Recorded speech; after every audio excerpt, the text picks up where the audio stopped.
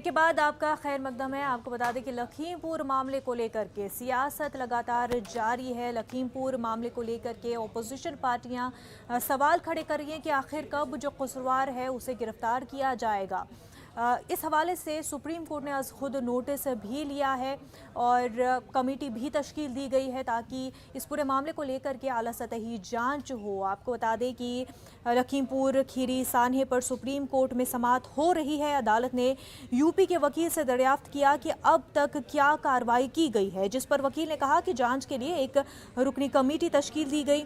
इस पर रियासती हुकूमत सुप्रीम कोर्ट में हलफनामा दाखिल करके जानकारी देगी।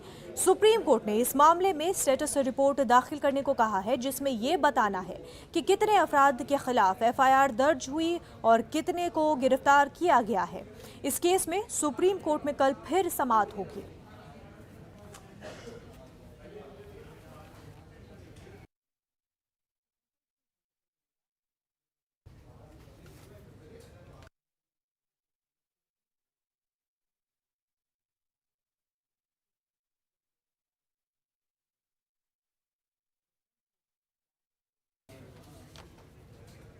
तो आपको बता दें